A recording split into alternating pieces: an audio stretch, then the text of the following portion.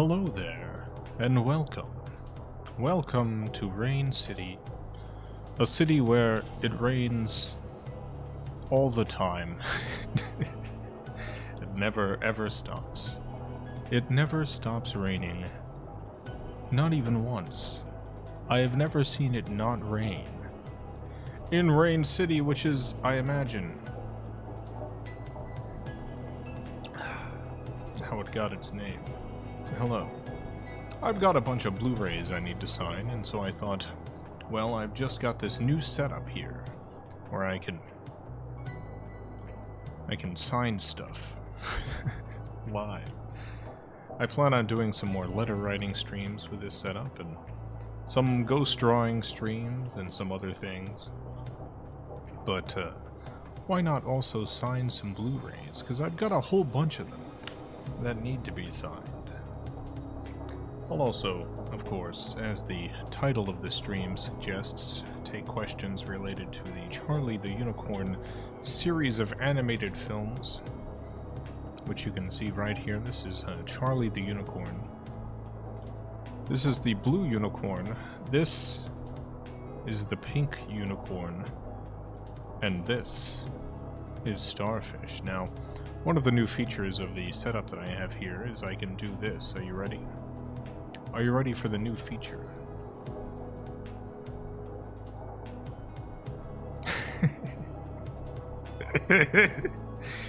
Wow, it's Starfish. It's zoomed in. My God. I can zoom in even more, but it does start to get a little pixely.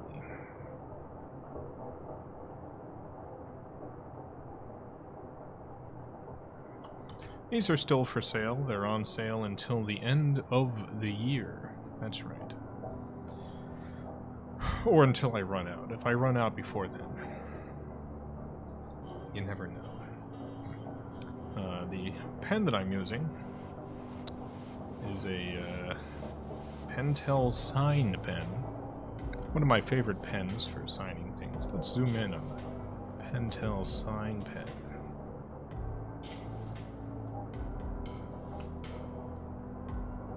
I'll show you why I'm using this particular pen.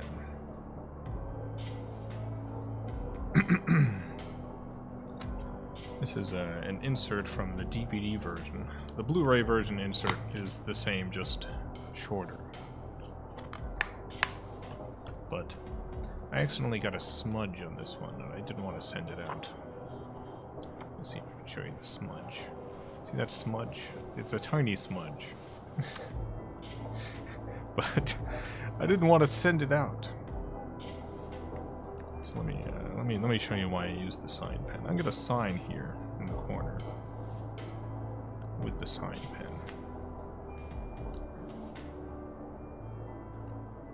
Pancakes making a ruckus. Let's zoom in on this signature. Perfect. As you can see, it works pretty well. Now let me show you a Sharpie. I've got a Sharpie. I'm going to sign above this with a Sharpie.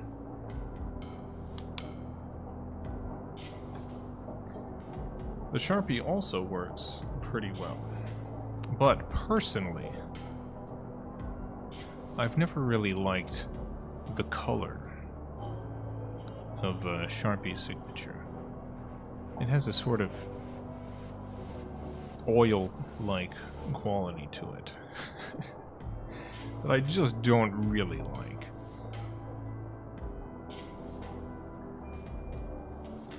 This is a pen that I use for signing my books.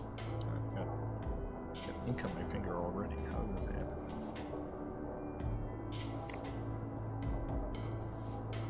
As you can see, it barely works.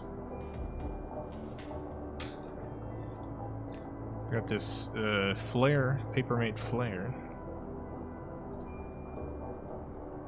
Kind of works, but not very well. So, the sign pen it is. I also have this fountain pen. This works, and I do love fountain pens. I use fountain pens for all the ghost drawings now, but the main problem is it takes a very, very long time to dry.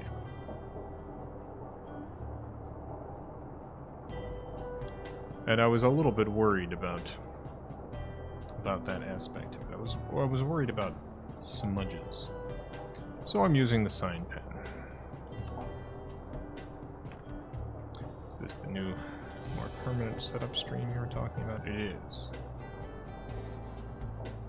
This is it. What was the inspiration behind doing the Charlie Tay Unicron videos? People would often describe the humor of Charlie the Unicorn as lol random. And for me personally,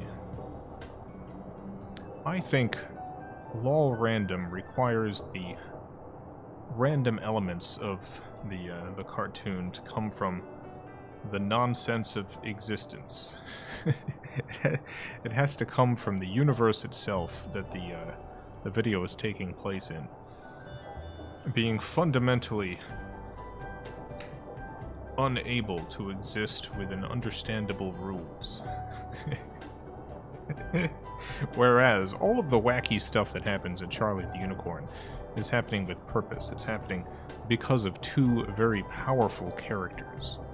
They're implementing their will upon the world, as opposed to the world putting its wacky will on them. So I thought a good way to demonstrate the difference between where the chaos is coming from is by doing a identical series that was lol random. A series that actually legitimately was lol random, where the stuff that was happening was not because of the will of the characters, but instead because of the inherent chaos of the universe. So that's the reason for that. Like how the video's in a mirror. Yeah, the lore behind this setup is that I have a series of mirrors set up in order in order that you may both see my hands and what I'm doing, and also see the window with the rain outside. Because with a camera pointed down on the desk, you know, I could be filming this anywhere. You don't know that it's Rain City. You don't know that it's raining outside. So I need a view of the window, and also a view of the desk. Alright, I'm gonna start signing these. How often do you check your emails? I check my emails all the time, but I only end up having time to respond to like 1 out of 20, 30, 40, 50 emails I get. Let me see.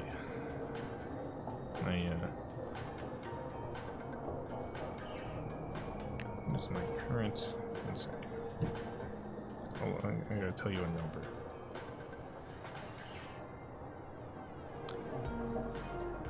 My current email box, and this is FilmCow@gmail.com, has 88,526 unread messages.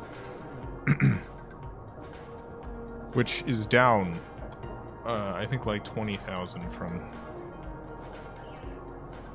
its peak a couple of years ago. I just get a lot of messages.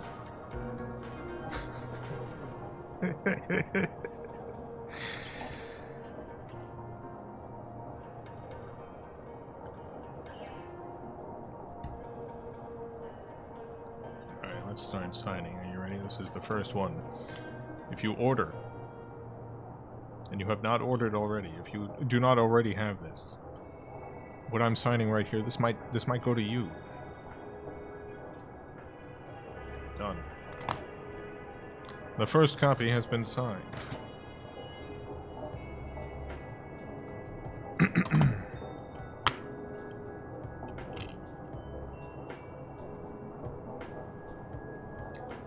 percentage of your 15 gigabytes does take up?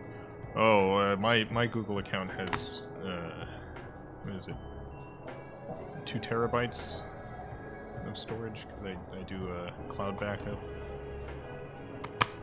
It's whatever Google Cloud, it might be more than 2 terabytes.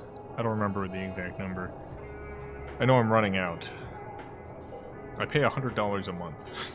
It's $100 a month. Whatever it is.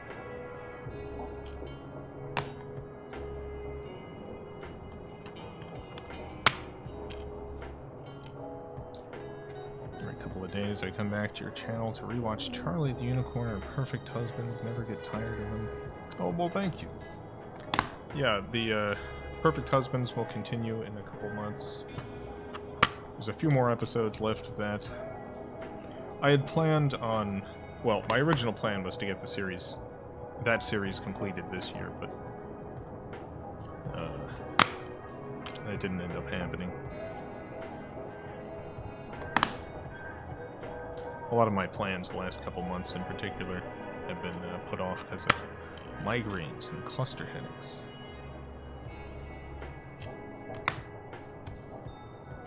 Also, you might notice I have a tiny boo-boo on this hand. You see this? This is a boo-boo. There's a package outside, and I went to grab it, and my hand scraped against the wall. And I got a boo-boo.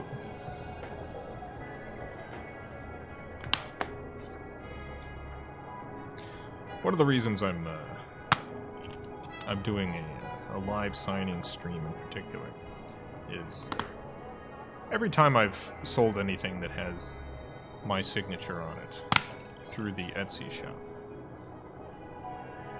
there has been a handful of people who have received the item and gotten disappointed because they believed that it's a printed signature, that it wasn't hand-signed. And I think it would be really funny to print this signature, because it's... I don't have like a particularly beautiful signature. It's very much like a doctor signing a prescription sort of signature, but I do want people to be happy with the item that they receive and know that it does have my genuine signature on it. So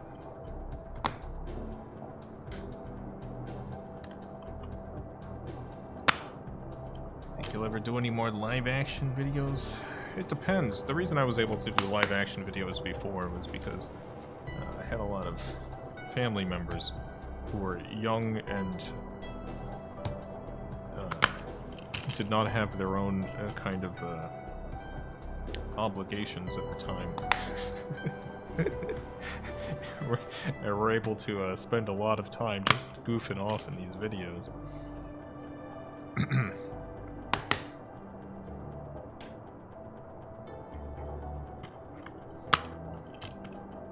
That's not the case anymore, unfortunately. I mean, fortunately for them, they've got rich and fulfilling lives. I would love to do more live action stuff, but when it'll happen, no idea.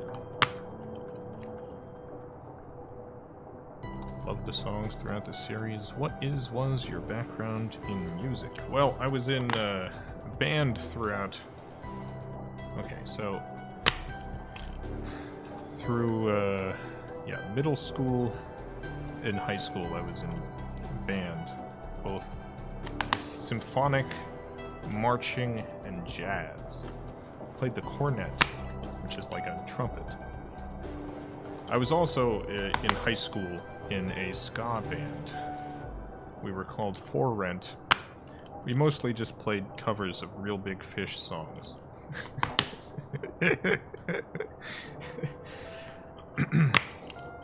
It wasn't a great band. Did a lot of talent competitions.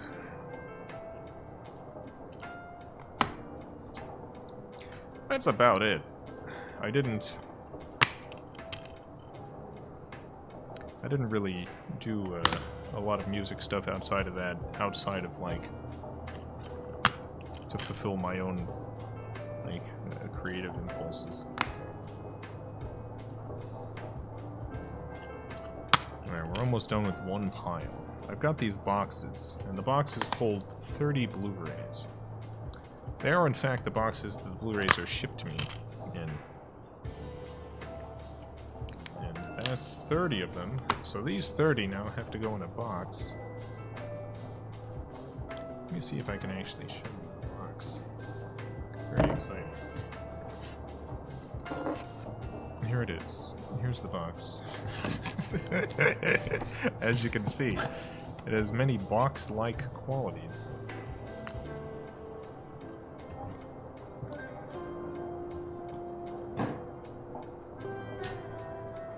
Put these in the box.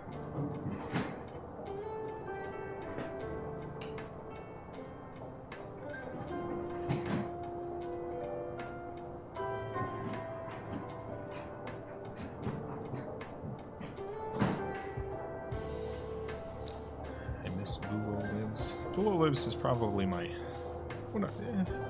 definitely one of my favorite series I've ever worked on, and there will be more of it.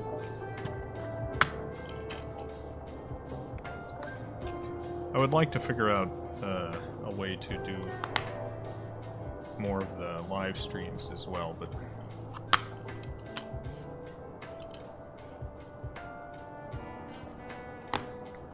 I had some health problems that prevented that from being consistent. And the main issue was my throat, which has gotten considerably better since then, but there were some rough periods of time where I was just injuring myself in ways I probably shouldn't in order to keep that going. But it'll return.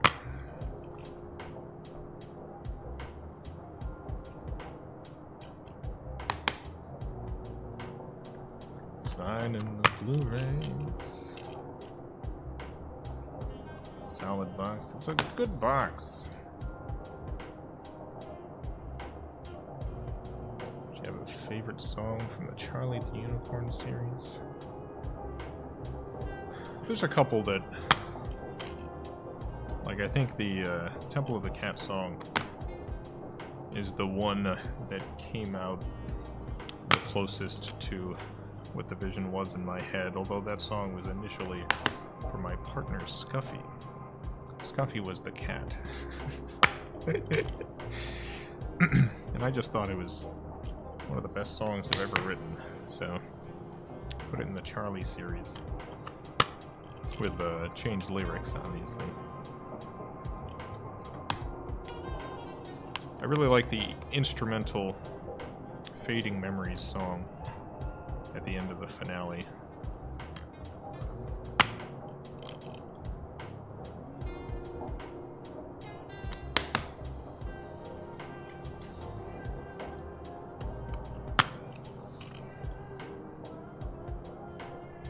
By the way, how is this setup doing for you? So this is all brand new, set up to look like the previous setup, but it's much different from my end. I'm using a different camera, a different microphone, a different location. How do things look and sound? Enjoy the desk texture. Yeah, I've got a pad here, which is a dark blue. The actual desk.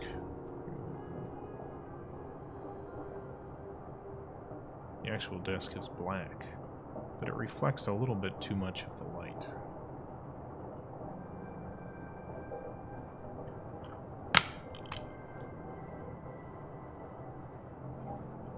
Keep getting the Millipede song stuck in my head. Millipede song's a good one.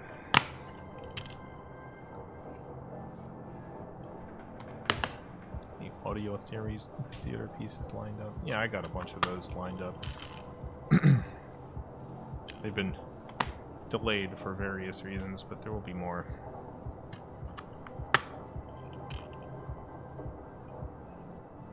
Any plans for a finale to the Charlie to Unicron series? Yes. And the plan is make it as soon as I have an idea. Which I do not yet. I did sit down and attempt to write that at one point, but I just didn't have a great idea.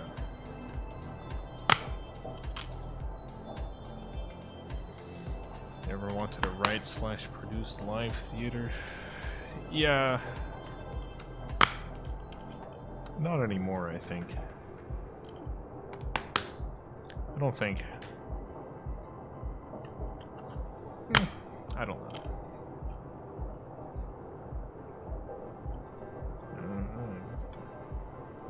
Skipped a little line. I wrote a play at one point. It was called The Banana People. This was back in my wackier writing days. It starts out like a. This is not a great concept or anything. This is, in fact, a very 2000s, very like early 2000s concept. I think I wrote it in like 2004, 2005, something like that. God. Called The Banana People, and the idea was there's all these bananas. They're all living on this farm. These happy little banana farmers. They're not farming bananas, they are bananas. They're just farming. And so it's a little wacky because they're bananas. And they can't not be wacky. Is it too late to order the Blu-ray set? Nope, I'm selling it through the end of the month. Anyway, at some point the bananas get visited by, how do I put this? They get visited by, a rising group of, Nazis who imprison them.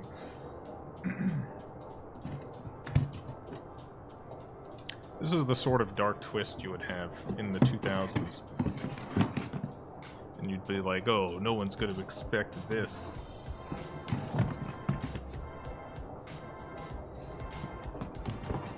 But it's actually not a particularly good idea.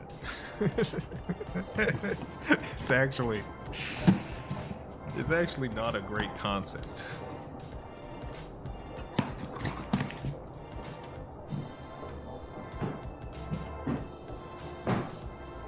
That's another box down. 60 signs.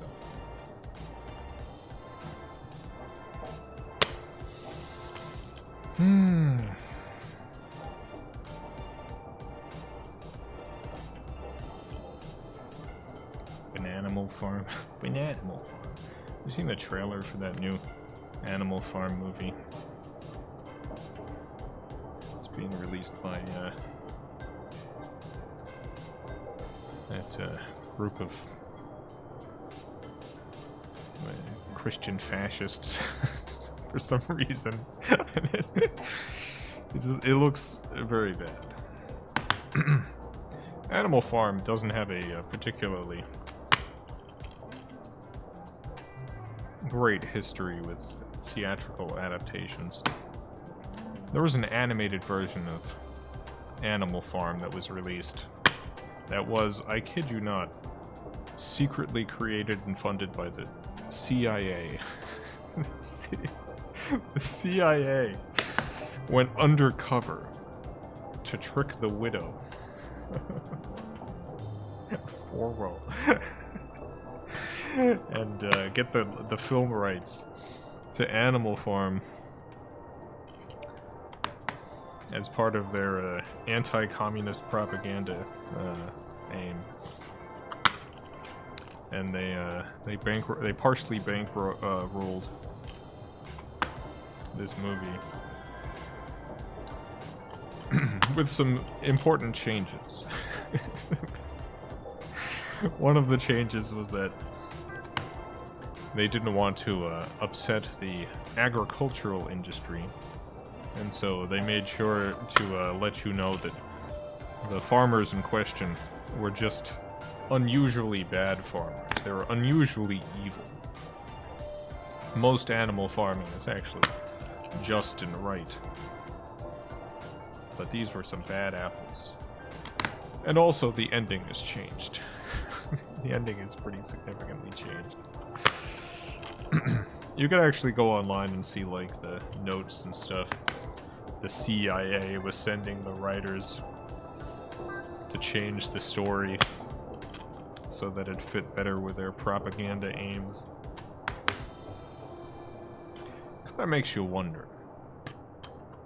How many movies coming out today, we're gonna find out decades later, were secretly bankrolled by the Central Intelligence Agency? You never know. You just never know. But the new one somehow looks even less respectful of the source material than the CIA version. The longer series will have similar themes and visual styles, particularly that of ruined civilizations. Some have taken that to mean they're all in the giant community. How do you feel about that? Mostly annoyed. I try not to get annoyed at the way people read my work, but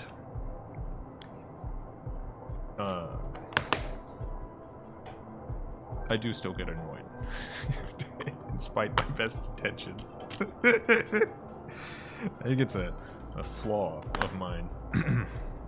Because, you know, people... the most important thing to me is that people get something out of the stuff of mine they're watching, whether that be a hearty laugh or what have you.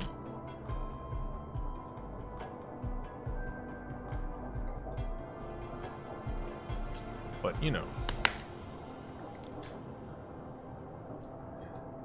you think about, like, basic media literacy and analysis. Like, llamas with hats. I do very clearly explain who is causing the end of the world in llamas with hats, and it is Carl the Llama. Carl the Llama is doing it.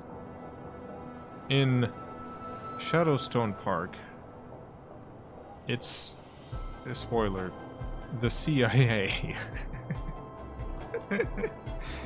In Charlie the Unicorn, it's the blue and pink unicorn. Like, the world is ending for very specific reasons, by very specific forces. And they simply cannot exist in the same universe. It would not make sense.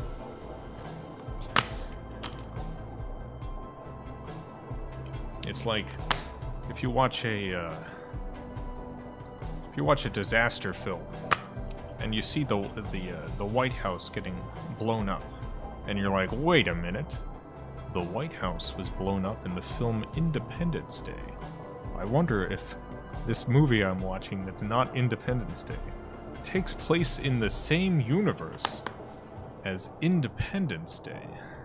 It's like, no. You saw what blew up the White House in Independence Day. It was the aliens. It's a big tornado blowing it up in this movie. They cannot exist in the same universe. It's not possible.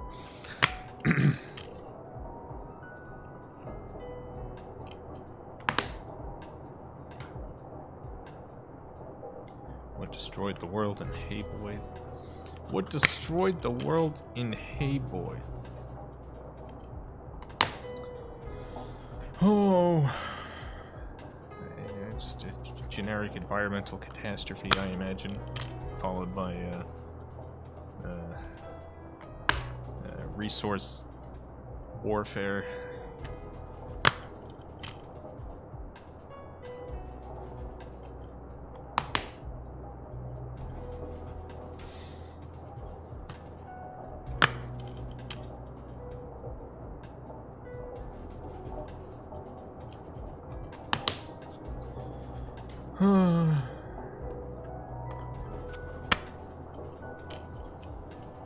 Mentioned in another Q&A, character that exists in all universes is Plulax. Yeah, there is a Plulax in maybe not all FilmCow universes, but Plulax could show up in nearly any FilmCow video, I have decided.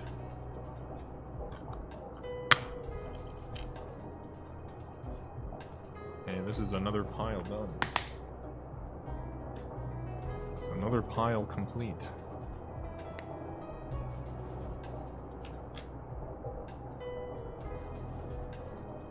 Gotta put that pile in its box.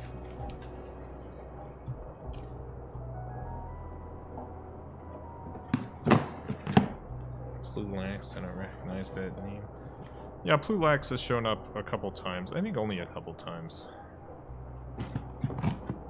The Fraternity of Fruit Friends. Obama's other terrible secret. I think those two specifically. Plulax is mentioned in the credits of the Detective Heart of America movie.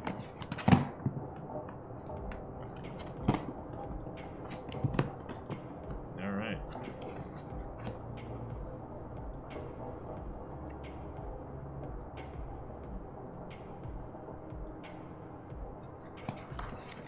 That's another 30 done.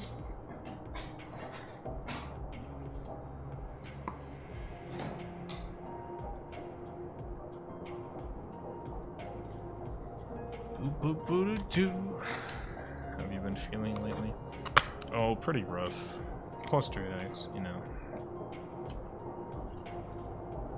I like cluster headaches. They have, I mean, they have a reasonable name. They happen in clusters, and they affect your head. Headache isn't really... I don't know. Wikipedia refers to cluster headaches as the greatest pain known to medical science.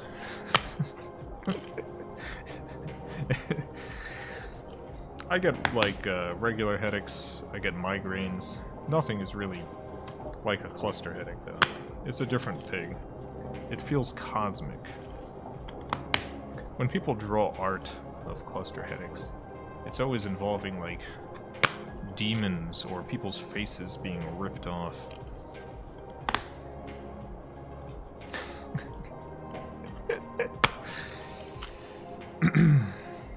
Some people have. Some people have literally ripped part of their face off in the midst of the pain. Because the sensation of ripping your own face off is soothing compared to the cluster headache pain.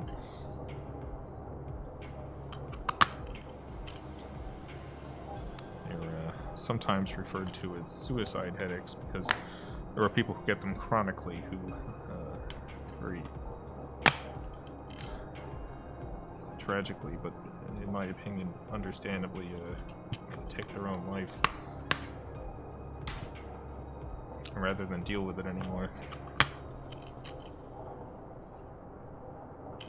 I don't get them chronically, though, which is good. Instead, it used to be I would get them twice a year, and when they would happen, you know, they would last for a couple of weeks.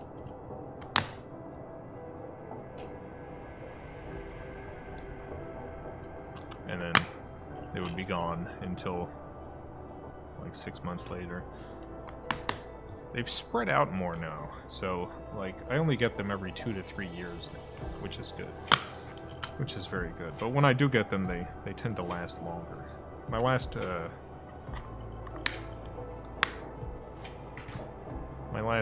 cluster headache cycle was took a little over 2 months. Diagnosed with Horton headaches, cluster headaches, get them 2 times a year also. They last 1 to 2 weeks. Oh, I hate them. Because mine happen so infrequently, like years apart, I don't take any of the preventative medicine that's available. I have a hard time swallowing pills, so I'm taking preventative medicine every day for years on the chance that it might help prevent the next cycle is a little silly. But I do go on high flow oxygen when the attacks happen, which most of the time aborts the headache. But it does mean I need a significant quantity of extremely high flow oxygen. So like the oxygen concentrators aren't high flow enough, so I need tanks with a special regulator on it and a non-rebreather mask. I get one from this cluster headache website, especially made for cluster headaches. If you have cluster headaches and you haven't tried oxygen, it's hard to get. It's an endless hassle to get it, but it does help me tremendously. I end up having to pay out of pocket because my insurance won't cover it. And I get it through a local medical supply company. There's only one local medical supply company nearby that offers it.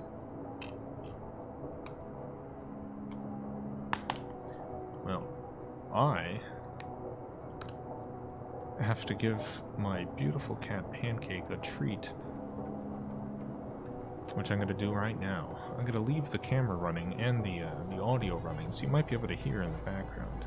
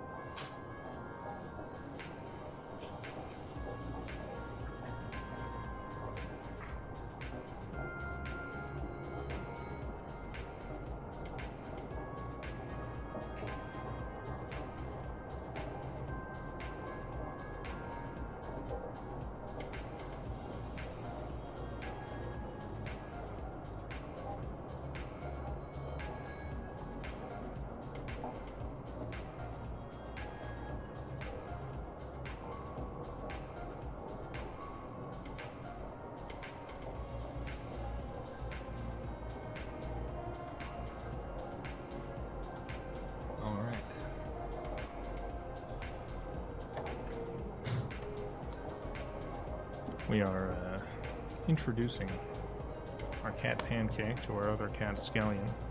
Still, unfortunately, it's been a while, but every time we feed them, every time we treat them,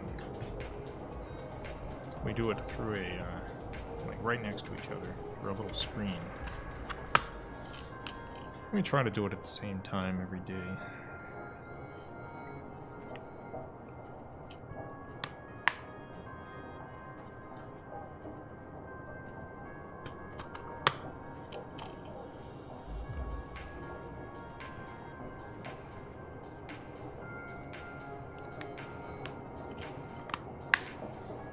Another chance to get llamas with hats on Blu-ray.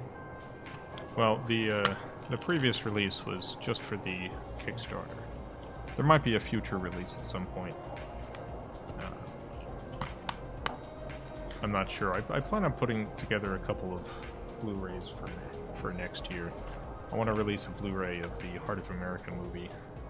That was only available on DVD before, and I do have a lot of old series that I'd like to put out on various media.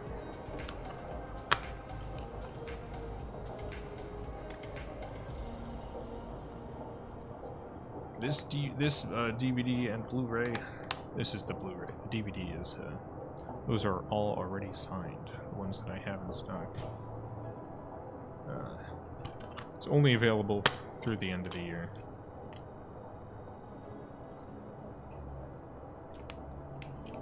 Got one more small stock coming in, and after that they're gone.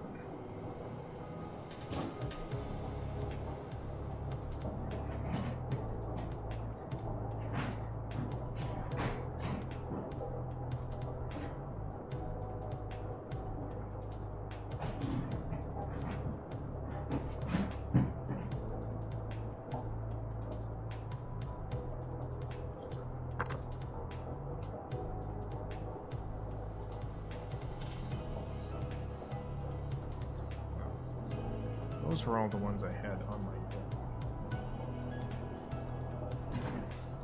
But I've still got plenty of boxes of these designs. You're just going to hear a lot more box noise for a second. Get ready for box noise.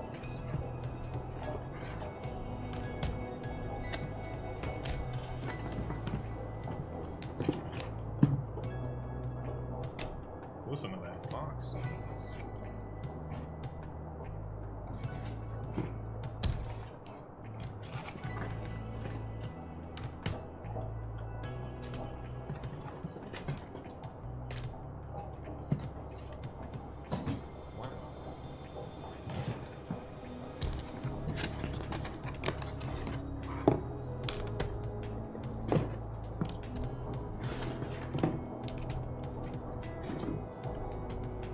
Incredible sounds.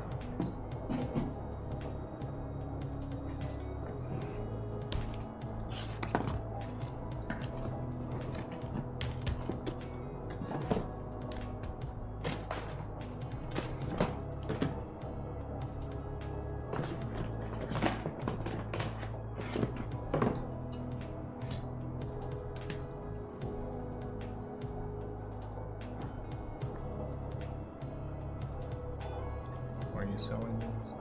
These are on the FilmCow shop, filmcow.etsy.com.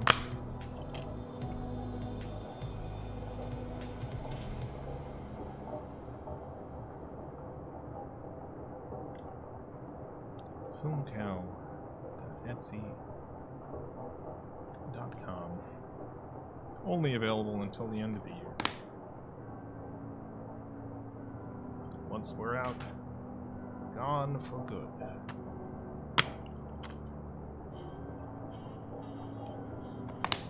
Also available on DVD.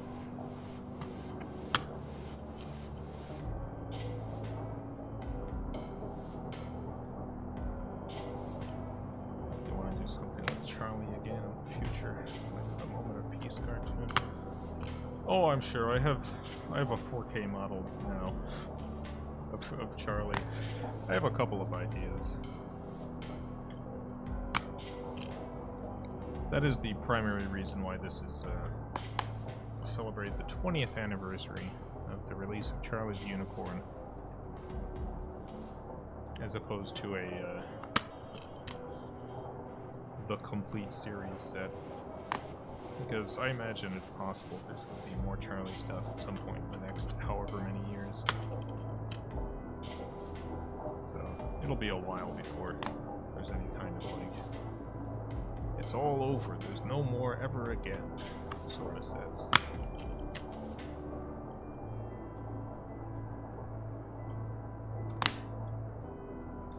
You were doing Nick the feature film reprint? Probably.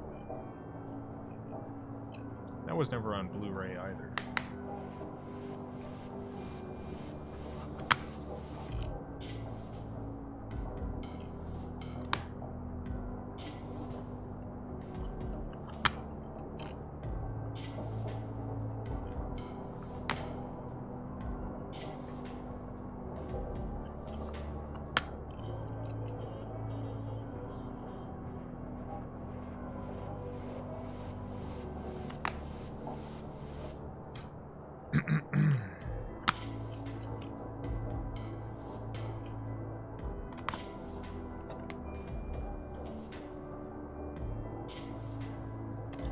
Charlie and Paul ever met, they make out with each other, sloppy stuff.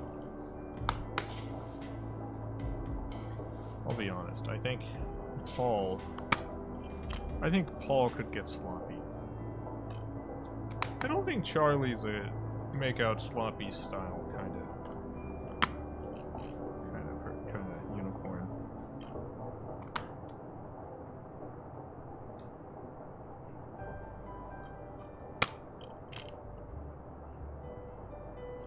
I think Paul can get pretty freaky. Paul can get pretty slopped up. Charlie, though.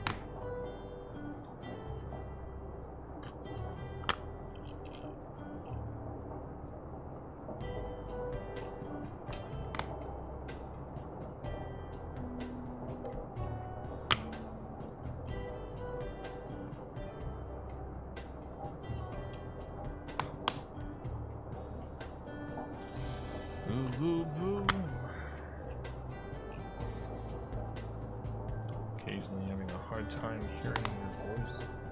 Anyone else having this problem? Anyone else having a hard time hearing my voicey?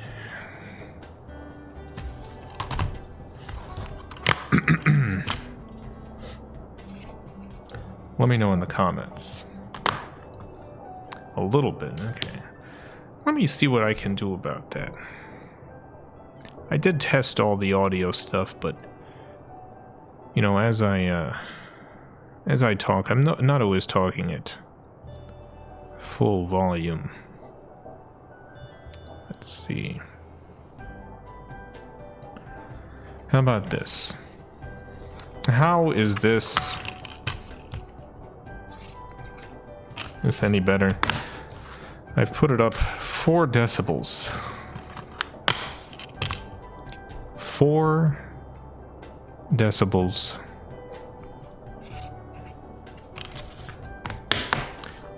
This is essentially like a test stream for this format.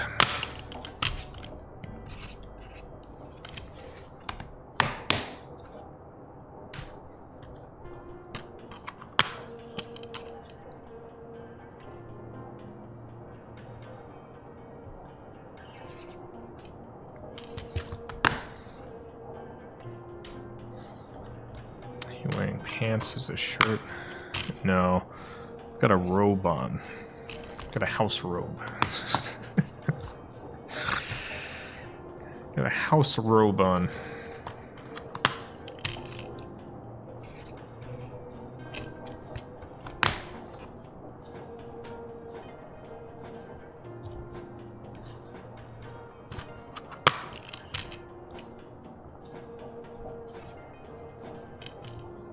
And that's another 30.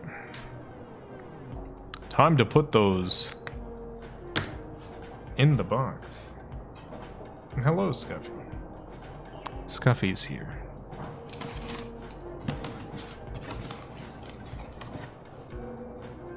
Oh yeah, could you let Pancake out? Thank you, I forgot to do that.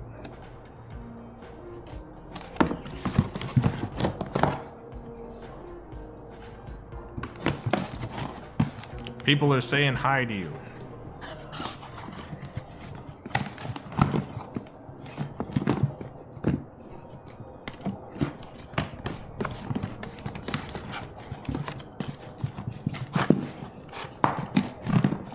All right.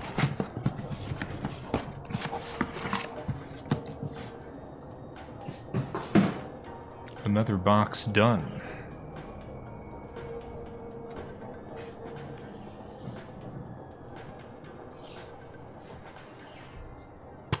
Jason's wearing a smoking jacket. Oh, I love a great smoking jacket. There's a couple of robes I would really like, but they're too expensive. I can't justify the cost.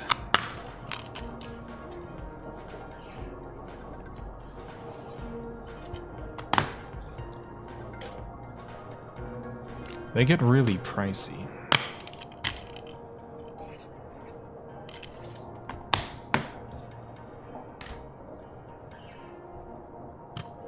Have you seen the BBC documentary Shifty? I have not. Would you recommend Shifty? How has your signature evolved over the years? It stayed the same for at least the past 10 years. There was a point in which, like in school, I had a different signature. But as soon as I started signing stuff, it became this.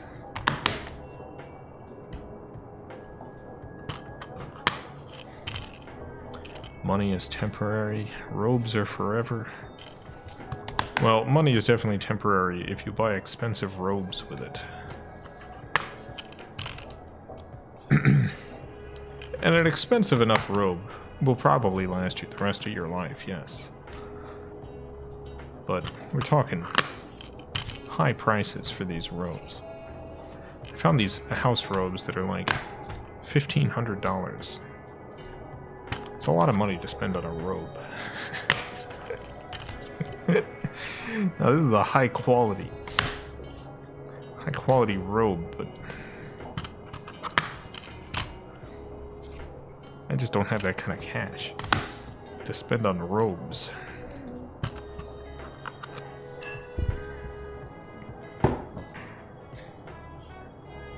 Yeah, that's health insurance money, as Scuffy says. My health insurance is going from $511 a month to $1,711 a month. That means every month I could be buying a high-quality robe. There's some good brands of robes. Look up New and Lingwood. New and Lingwood, and check out their dressing gowns.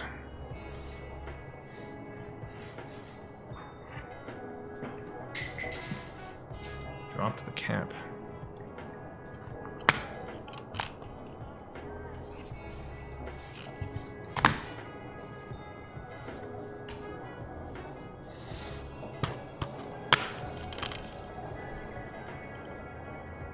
Eric Gagnon, thank you for the 2 Canadian.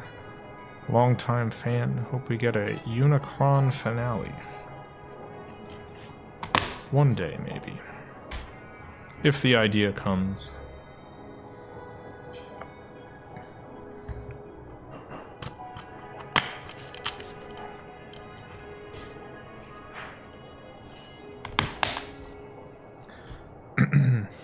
Bring back robes.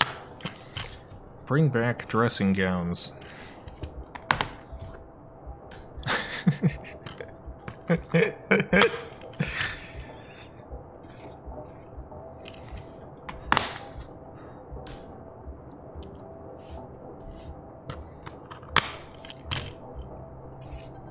was reading about this. I saw this comedian on this recording of this Late Show from like the 1960s or something. And I was like, who is this guy? Yeah, I looked up his Wikipedia page. And on his Wikipedia page, it just mentioned that he only ever wore dressing gowns. He was in a dressing gown in the interview, and I thought it was an interesting fashion choice. And apparently, that's all he ever wore. Don't remember who it was, though. Wearing a kimono inherited from my father. Nice. What stops you from wearing robes in public? Just embarrassment.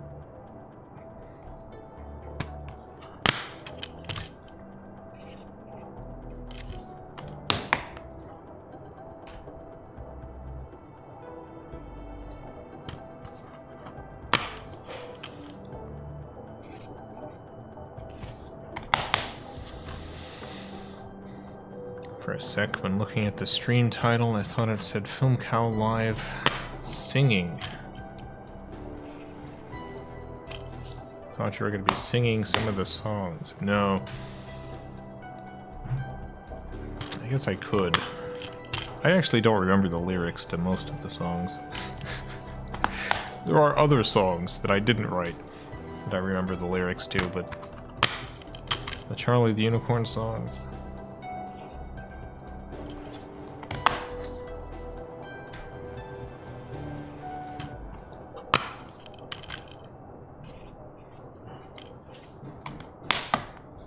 not so much. Is it Noel Coward? I don't know. I'd have to look at the guy.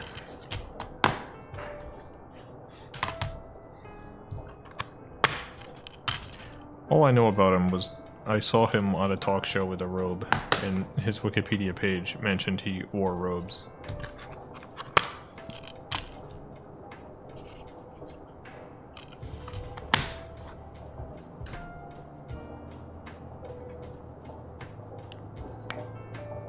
Alright.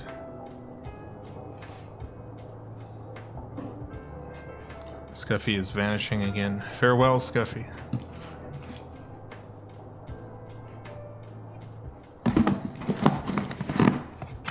And these are going in the box.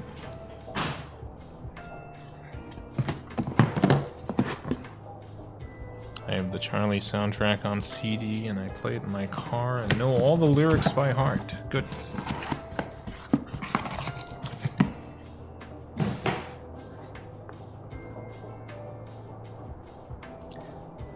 This is a interesting, like, difference between, like, an artist and, like, someone who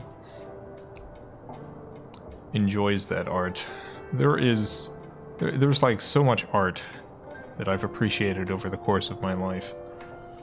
There's so much art that is so important to me. There's so much art that I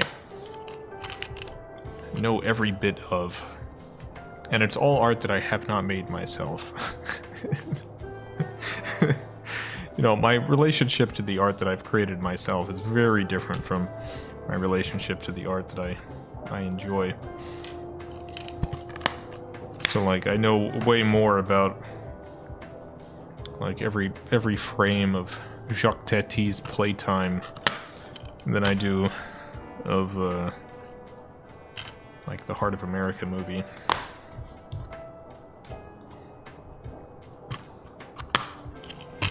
And it's just how it works out.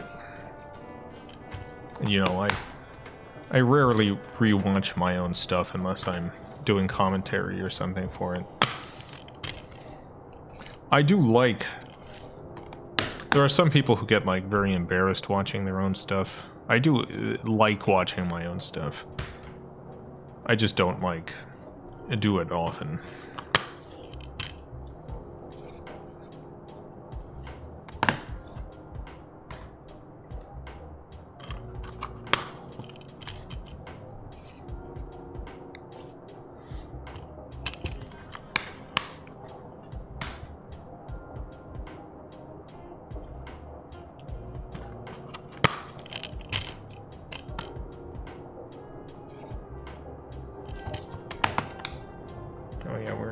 halfway through the signing, by the way.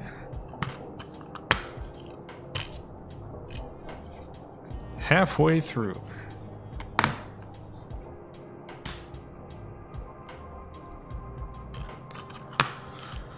Is there anyone in particular you'd like to show any of your work to? No. There's like a lot of artists who I respect deeply, whose work is very important to me, but I wouldn't, like, I have no compulsion to, like, show them my stuff and get a response from them.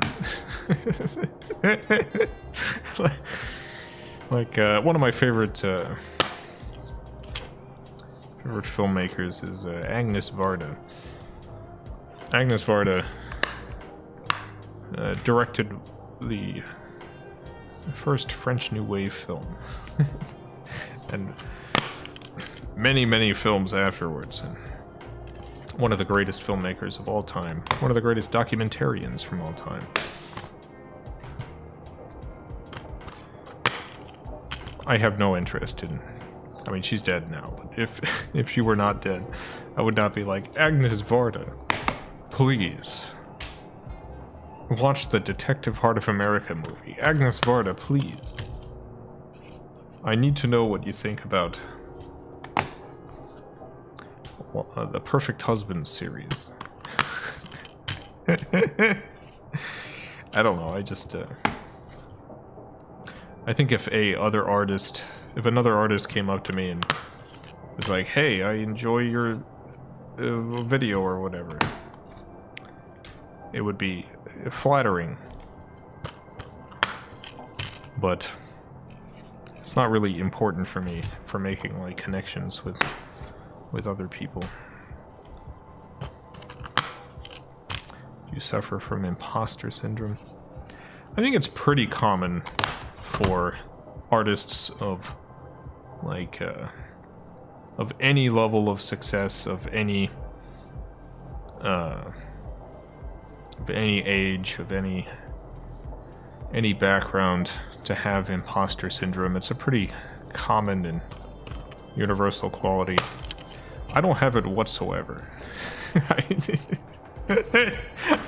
don't think I've ever had imposter syndrome where my art is concerned. I have such a solid vision of myself as an artist. Not as a great artist, but as an artist.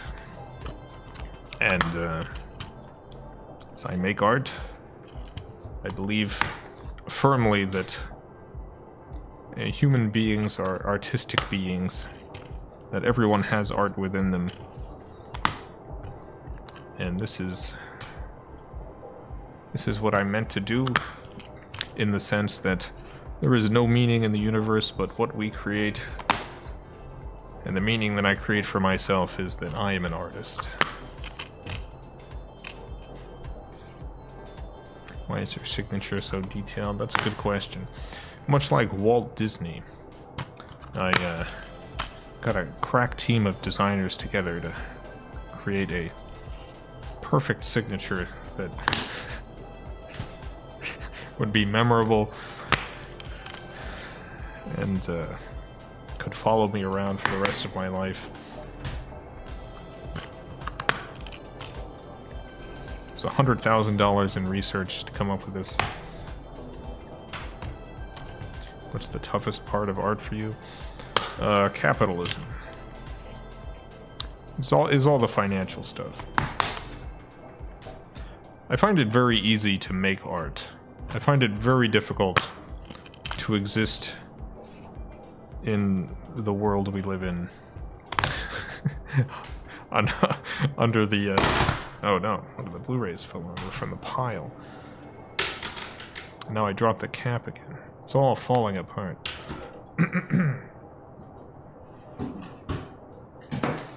Alright, let me put these in the box.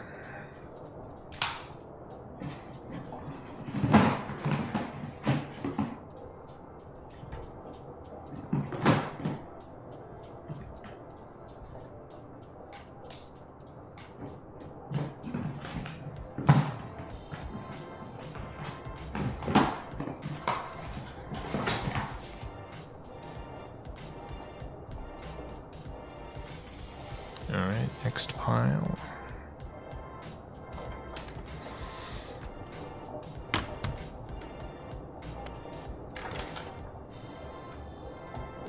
Want one of those DVDs? It's the best purchase I ever made.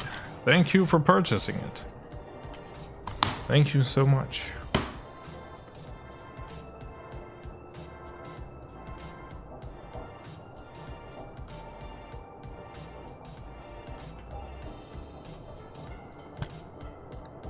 Were you Team HD, or Blu-ray? I don't think I was either. I don't think I really cared. I thought there was benefit to the name HD DVD. But Blu-ray is fine.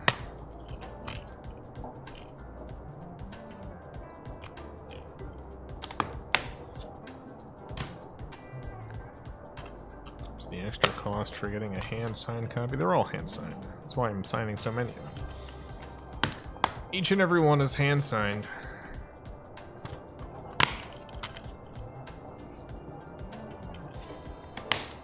There are no unsigned copies.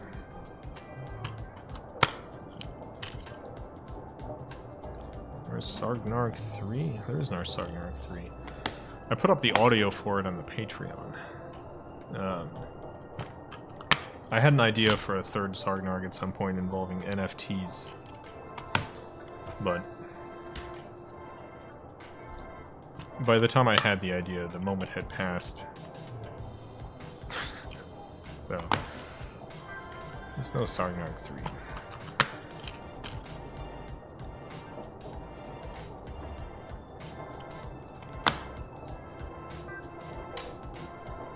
And to animate Baronicorn and Jenny's Wish. That's kind of stop motion. No, it's actually some of the only animations I do that are not stop motion. Most of the way I animate is with, it's called hold keyframes, as opposed to tweening. With tweening, you set one keyframe here, and then the program automatically adds extra keyframes in between and moves the object between. What I do is hold keyframes, so when I have a character moving around, every single movement is a movement that I animated. Whereas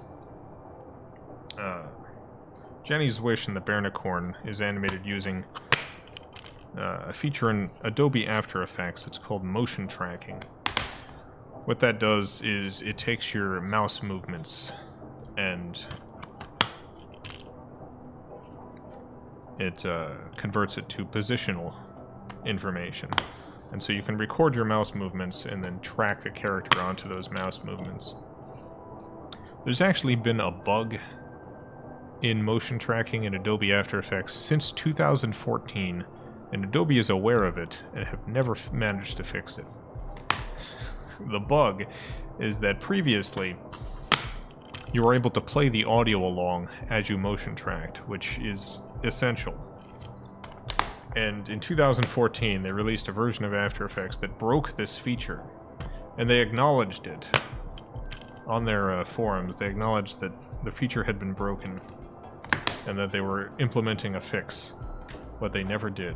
It's still broken 11 years later.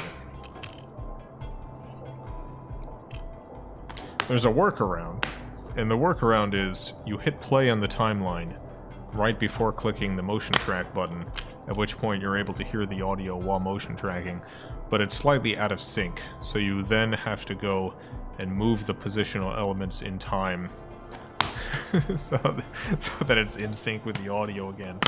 It's kind of a pain in the butt.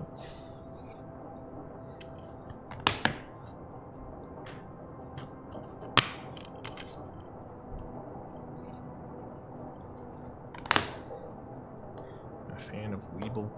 I sure am. Wait one second, I got my phone here.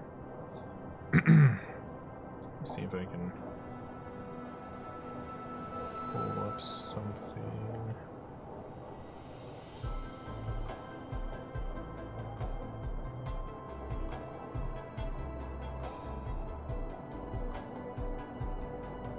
Yeah, here we go. Here's me and Jonty at one of the raffle cons. Let me zoom in on this. Love weed.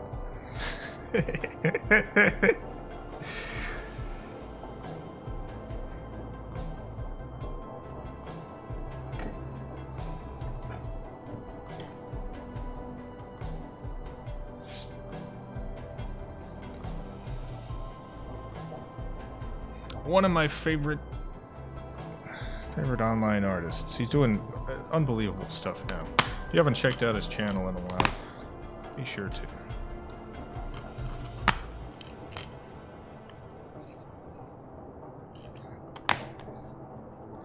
Got one of his albums on vinyl.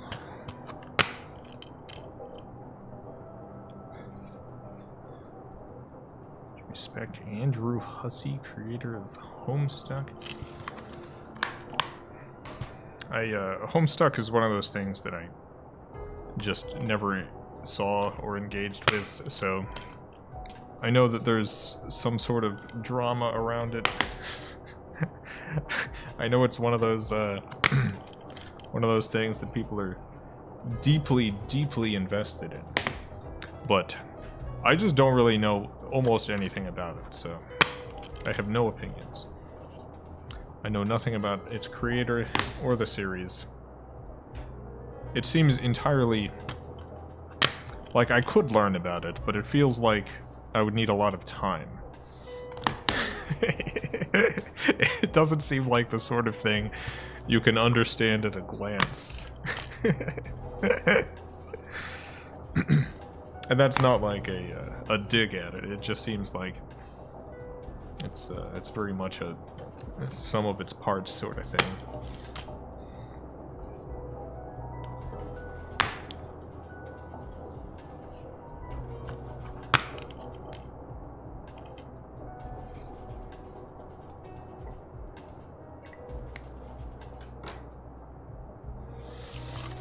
Beyond what we see directly, what was the two cubes relationship like?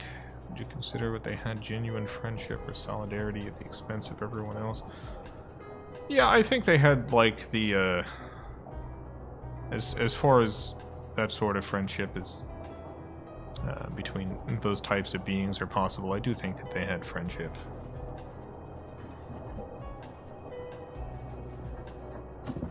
Gotta put these in the box. Like, I think it helped that one of them had been out and about for much longer, and so ended up taking on a sort of initially like a mentor relationship with the other.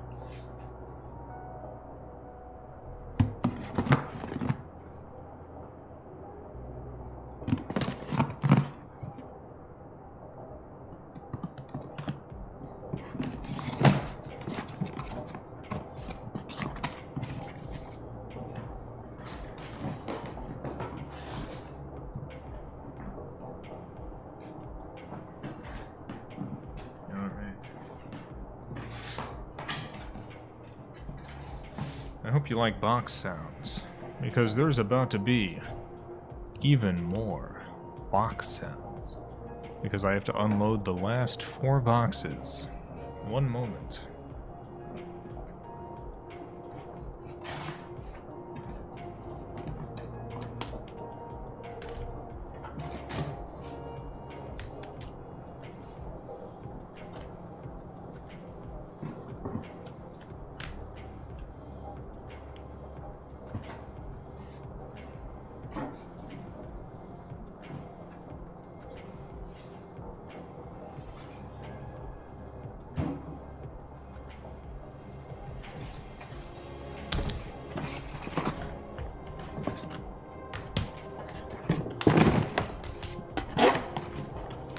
Box sounds.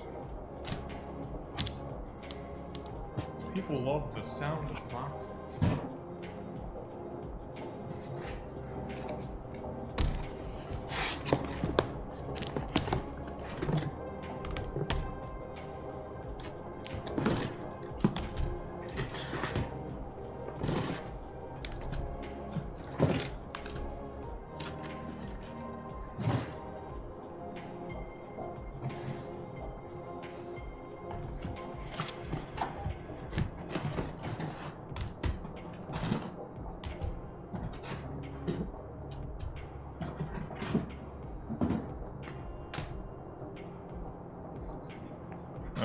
4 more stacks and we're done.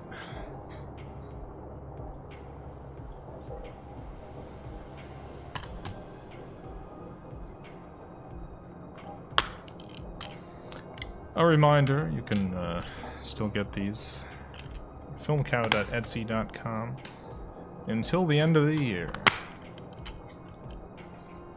I have a favorite Aardman animation. I really like the show they did where they would record conversations with people and then animate animals as if they were saying those things. I forget what that show is called, but that might be my favorite. Creature Comforts, that's it.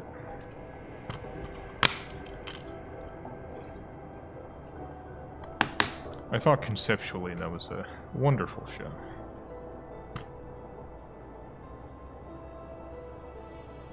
And executed just perfectly.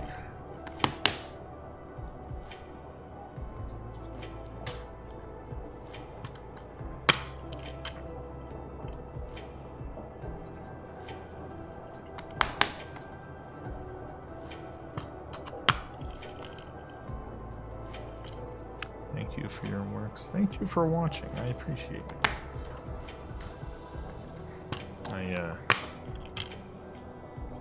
I love to make art, and I love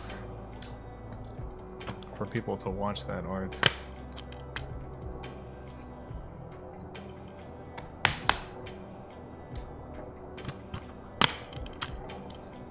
Signing through so many of these.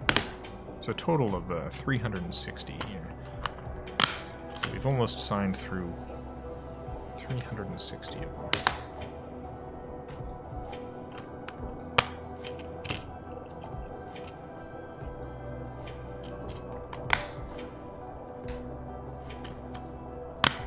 Missed the pre-YouTube days. There's a lot of like old internet stuff that I miss before the internet was largely like a handful of companies. There was a spirit of that early internet that's gone. Any way to watch your old live action stuff? It depends on what stuff you're referring to. Most of it's on the YouTube channel. Like in the live action playlist, unless you go to like the unless you're talking about like the really old stuff. That stuff, I've done occasional streams where I did commentary alongside it. Those you can watch within the playlists tab. You go to assorted FilmCow live streams, I think. They're in there somewhere. But those are with commentary. I do plan on putting out specifically a DVD, so not a Blu-ray, but because all of this stuff is... much of it is substandard definition. But I do plan on putting out a DVD at some point that has the very early live-action stuff. Like the first Eduardo Spatula Hands, the second Eduardo Spatula Hands. Orange.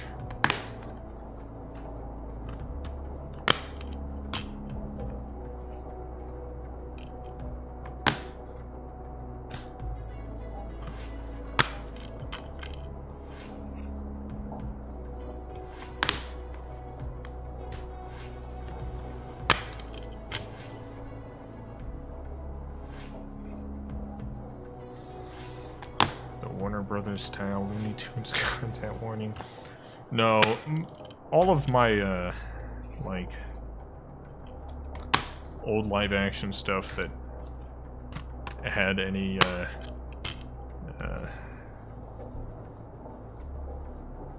messed up elements in them. Like, I've done edited versions of those. So those are the versions that would be released.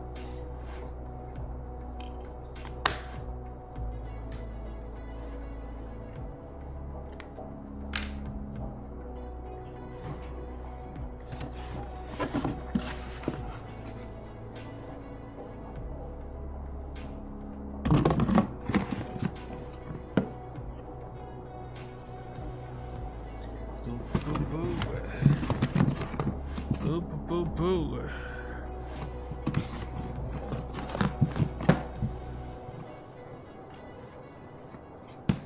Boo, boo, boo, boo.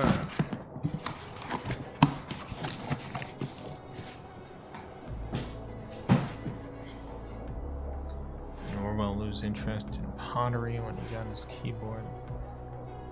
That's a good question.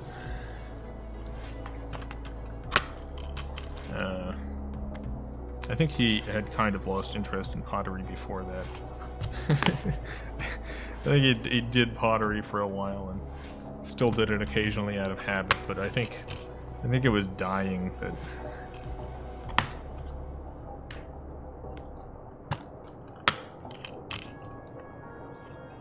did it. I think Rule 34 applies to Charlie the Unicorn. Yeah, it does. I've seen some lewd fan art. I've seen some lewd fan art of Charlie the Unicorn. I don't think there's been a lot of it, but there has been some. There has been an occasional few.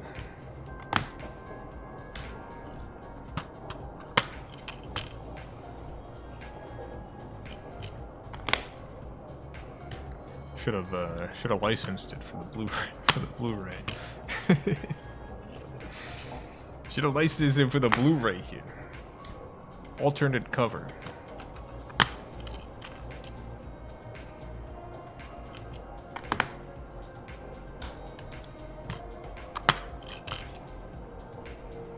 No, those covers that you can flip inside out.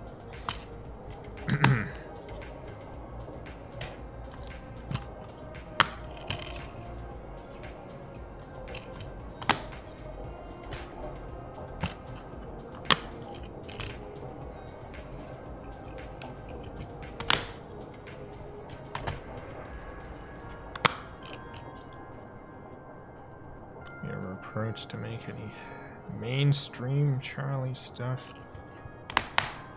Right after the series took off, Adult Swim contacted me asking if I had any TV pitches, which I sent them, and then they said what they were really interested in was Charlie the Unicorn. And I wrote a pilot script, which they approved. And I got a contract, but the contract was real bad, and the notes that I got on the script made me think that the show was also going to be real bad. And I decided to stay independent.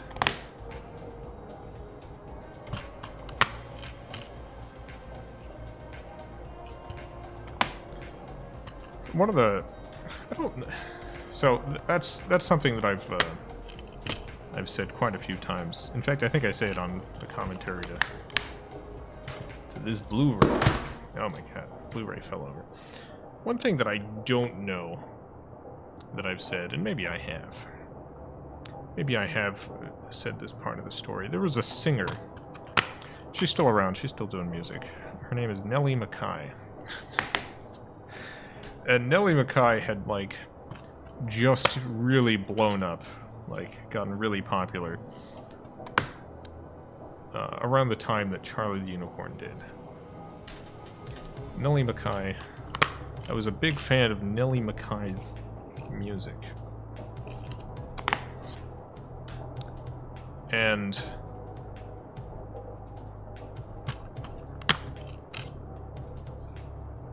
she ended up going independent and breaking away from her studio contract for various reasons.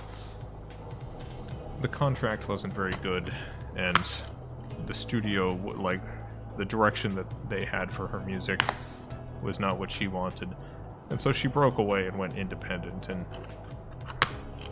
I was very inspired by that choice.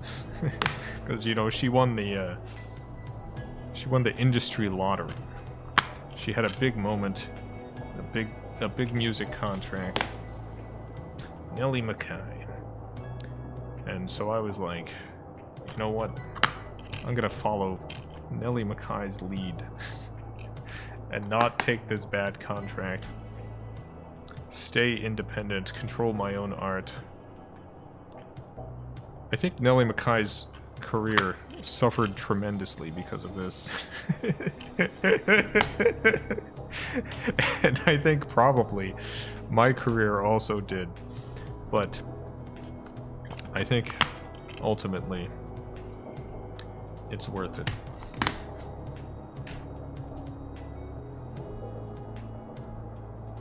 There's not a lot of people who get the opportunity. Especially in these days.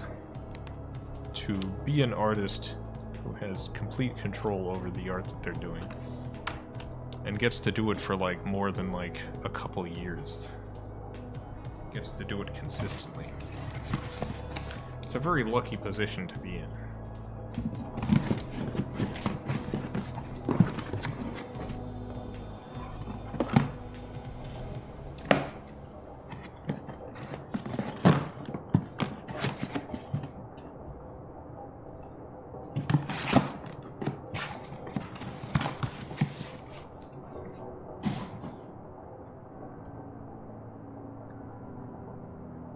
Cat Pancake wants to come in.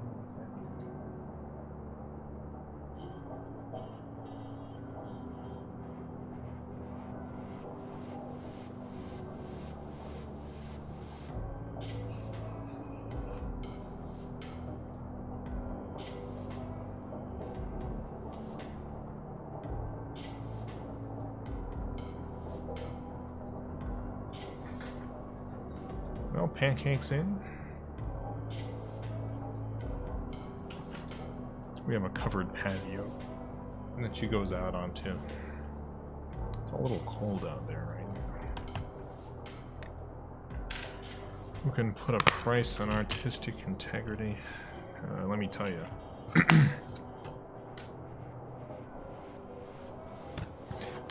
There are always like... There is no like purity. There are always compromises you have to make. But I do think it's important to sit down and actually, like, work out what your values are. Because it's extremely easy to make little baby steps outside of your values. Because those little tiny choices don't seem particularly bad, but each and every one of those steps leads towards other little baby steps. I think if you figure out what your values are, and then maintain a stubborn will, and just do not cross the lines you've set. You're not likely to end up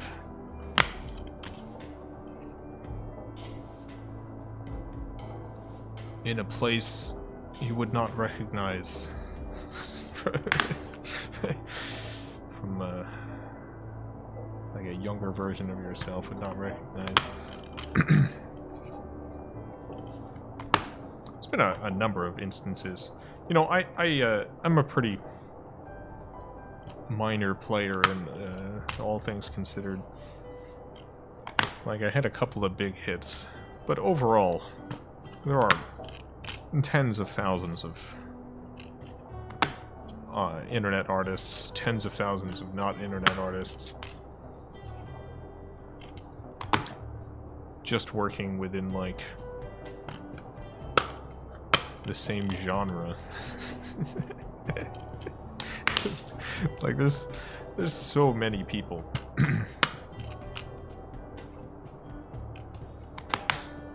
And I'm a pretty minor player and all that. But even I have gotten a good number of pretty shady offers over the years.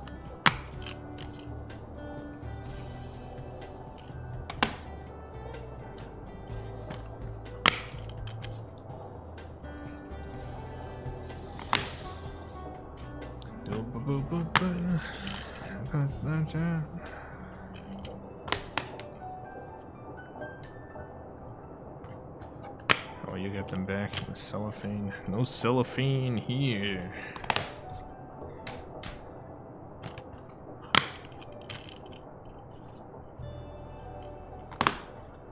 What you want that cellophane for? You gotta eat it? You gotta eat that cellophane?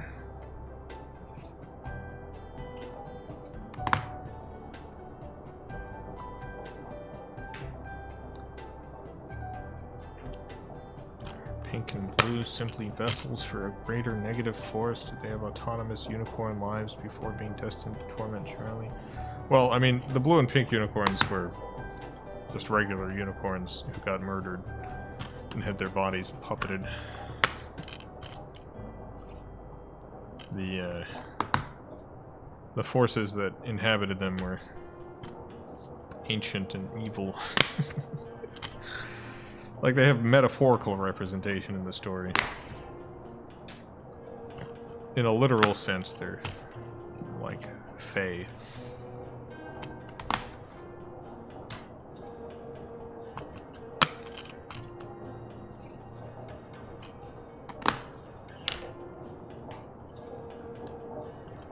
Pancake is playing around. If you hear some noises in the background. Alright, let's put this in its box.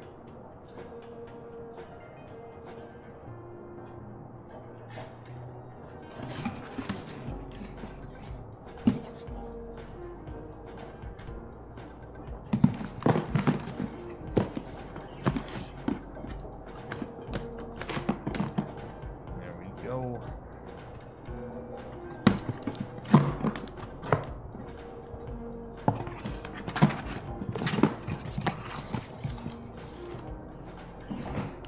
Just one more pile. I think Pink, Blue, and Charlie could have been actual friends in another life. Well, I think if Pink and Blue had not been murdered and had their bodies taken over by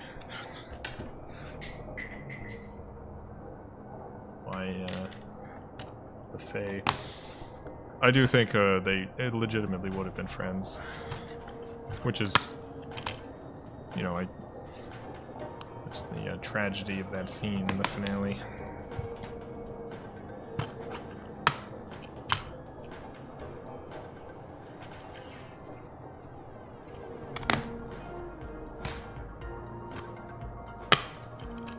Who's your favorite lizard? There's like a dragon woman in the, I think, the last Earthsea book. Maybe her.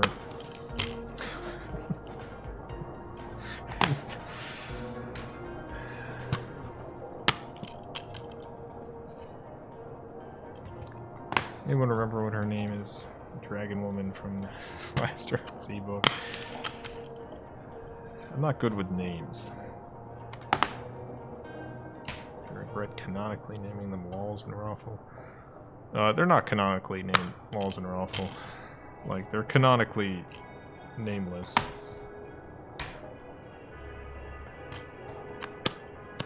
They had nonsense names that I wrote in the initial script, but you know, that script was very specifically not intended to be like seen by people. It was just, I had to put something down.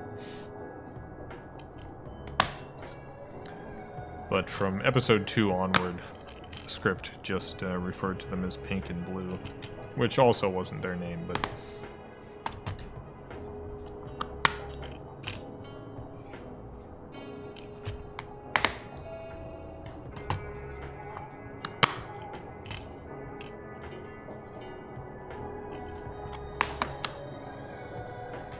like, I don't think something being in a script doesn't make it canon, because like there's plenty of scripts that I've written where like during the production things change, and The canonical version is the version that makes it to the final cut.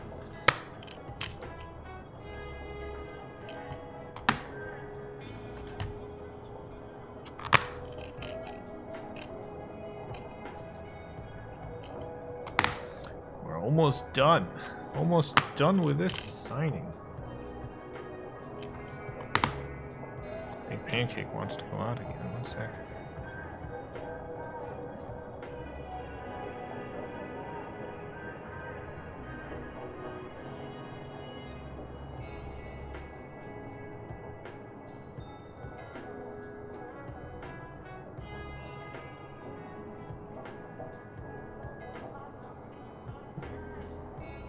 There she goes, out onto the patio. It is covered there, so she can't get attacked. Ooh-doo-doo-doo-doo-doo.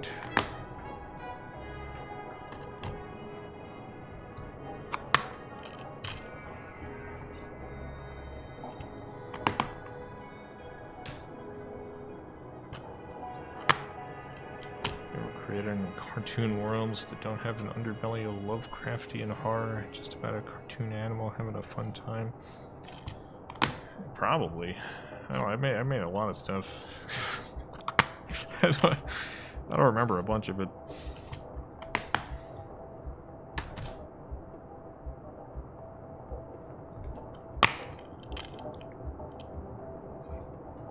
I made all sorts of things.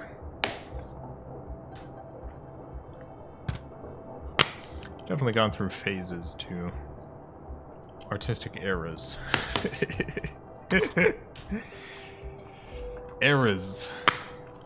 My art has eras, do you understand me? It's like Picasso with his blue time. You know, I got that. I got that Picasso thing. I'm like Picasso.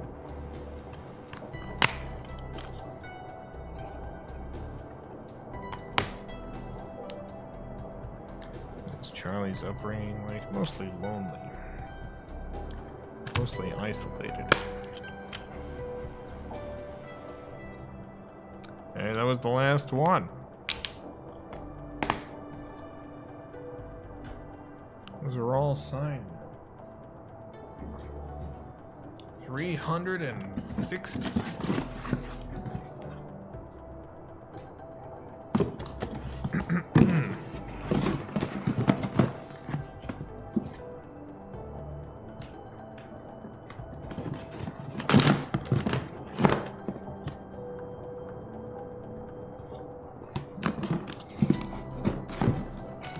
That's 360 more copies signed, ready to go.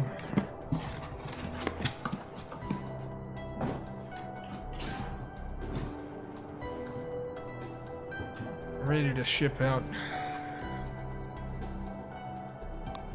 Only selling these through the end of the year. Includes the full Charlie series.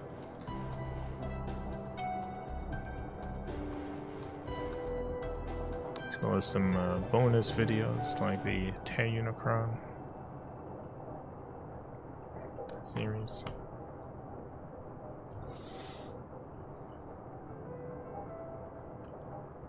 Hey, look, it comes signed.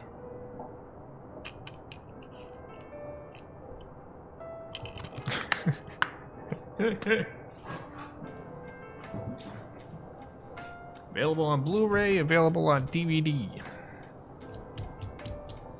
Pick one up today if you haven't already. Thank you for Charlie the Unicorn. Had an undeniable impact on my life growing up. Got a DVD and already listened to the commentary. It was great. Thanks for everything. Thanks for getting the DVD and thanks for watching.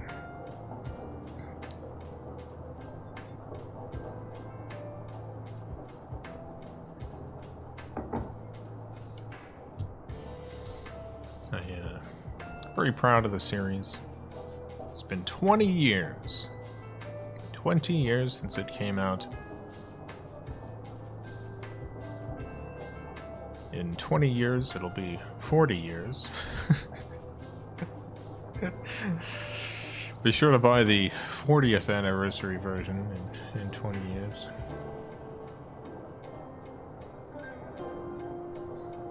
Really need to know what made you pick. Yeah.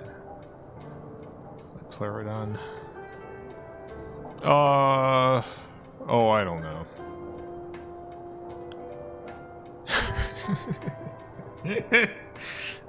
Truthfully, I wanted there to be a dinosaur there, and I went through a list of dinosaurs and tried to find the one that I thought would be the funniest. And that's it.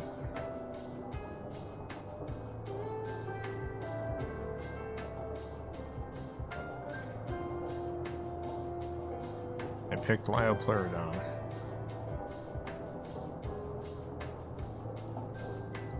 The whole reason is because it was the funniest one.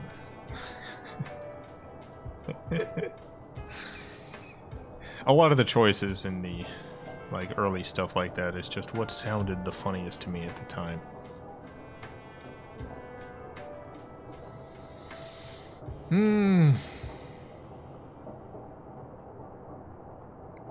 I think Charlie's favorite nostalgic food would be, he'd like to eat it, just shove his face in a big old bowl of mashed potatoes. Just shove his big horse face right in there. Just chow down on the mashed potatoes. That's what I think, at least. Chowing down on mashed potatoes.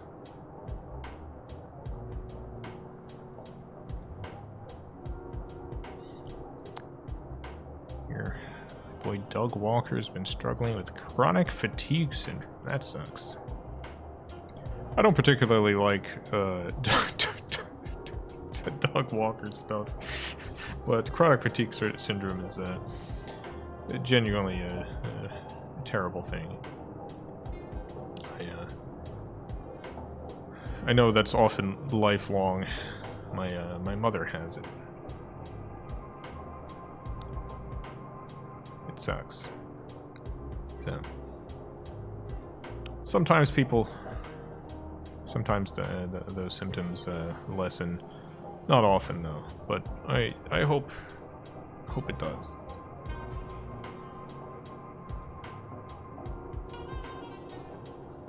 I think the Hay Boys would win in a fight against the Two-Facings. I don't think the Hay Boys have any particular powers outside of being able to lift hay.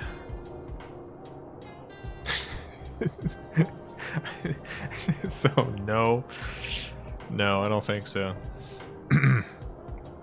People have put together like rankings of power levels of different characters and stuff, and it's always interesting to me where they rank some of my characters, because I have my own very strong opinions on this stuff. For instance, Carl the Llama is not actually all that high. Like, Carl the Llama absolutely would have a lot of trouble against the Blue and Pink Unicorn. The Blue and Pink Unicorn's power level is astronomically higher than Carl the Llama. So we're talking specifically like destructive power here. There's different types of power. But if we're talking pure destructive power, Carl the Llama is a character that needs to enact elaborate plans, that needs to construct things to carry out chaos and damage. Individually, Carl can like murder people one by one, but it does require like a lot of effort.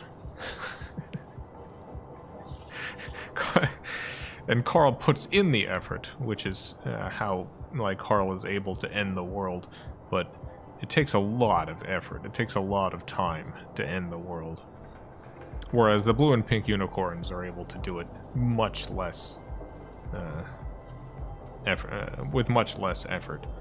And by the time like they're dealing with Charlie and stuff, they've amassed so much power that like they're at the height of their power then, and they could end worlds pretty effortlessly at that point. So I think the total destructive power of those two beings is way higher than Carl's. I saw a ranking that put Carl at like the top of the list of FilmCow characters, and it's just not true. I just do not believe it to be true.